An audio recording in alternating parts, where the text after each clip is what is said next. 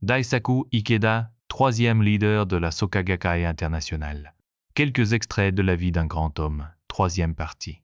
Le 3 mai 1951, Josei Toda est nommé président de la Soka Gakkai.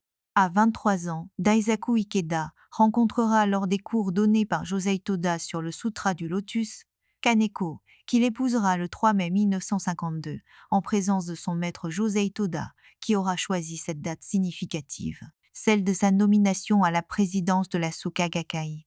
Ils eurent 3 fils, l'aîné Hiromasa, Shirohisa et Takahiro. Le 28 avril, sous la direction de Josei Toda, furent publiés les Gosho sous le titre Œuvre complète de Nichiren Daishonin. Cette année-là, Daisaku Ikeda prit la tête de la campagne sans précédent de la propagation de la loi afin de réaliser le vœu de son maître, éveillant en chacun une dynamique et un élan que la Soka Gakkai n'avait encore jamais connu. La devise de Josei Toda était qu'une religion authentique a pour but de sauver du malheur les pauvres et les malades. C'est ainsi qu'il fera officiellement le serment devant ses disciples de voir converti 750 000 familles avant sa mort.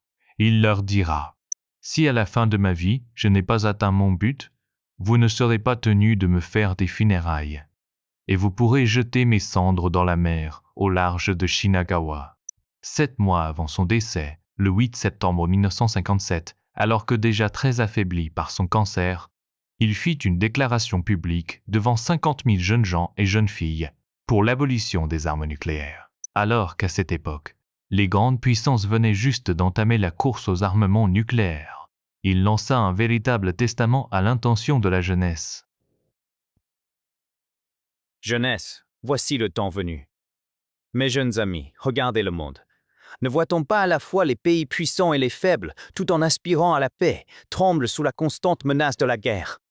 Où trouver la sécurité dans ce pays affligé d'un mauvais gouvernement, d'instabilité économique et sous la menace de désastres naturels? Un mouvement visant à interdire l'expérimentation des bombes atomiques s'organise actuellement dans plusieurs régions du monde. Toutefois, je voudrais que nous arrachions les griffes cachées de ceux qui utilisent des armes aussi mortelles. En d'autres termes, je demande que toute personne qui, dans quelque pays que ce soit, ordonne l'emploi de bombes atomiques ou de bombes hydrogènes tombe sous le coup d'une condamnation à mort, quelle que soit l'issue de la guerre. Et cela sans aucune exception. Si je parle ainsi, c'est que je pense que chaque individu sur cette terre a le droit de vivre. Celui qui ôte ce droit doit être considéré comme un démon et un monstre. Quelques mois plus tôt, à Osaka, le 3 juillet 1957, à 19h, date anniversaire de la sortie de prison de Josei Toda en 1945, à la suite d'une machination des autorités influencées par d'anciens membres de la Soka Gakkai. Daisaku Ikeda fut arrêté et incarcéré sous la fausse inculpation d'avoir transgressé les lois électorales, c'est-à-dire d'avoir incité des gens à solliciter des votes à domicile dans le cadre d'une campagne. Cette arrestation aura lieu le même jour, le même mois et à la même heure que la sortie de prison de Josei Toda.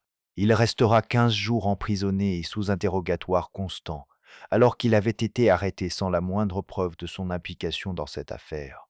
Ce 3 juillet au matin, Daisaku Ikeda se trouvait dans le Hokkaido pour résoudre de graves problèmes liés à la discrimination exercée à l'encontre des membres de la Soka Gakkai par un syndicat de mineurs. Avant que de se rendre à Osaka dans la soirée, il avait fait une escale à l'aéroport près de Tokyo, où Josei Toda l'attendait, qui, pressentant ce jour-là un danger, lui dira « Daisaku, s'il t'arrivait quelque chose, je mourrai avec toi, te protégeant de mon corps. » À sa sortie de prison, des milliers de membres l'attendaient avec fierté.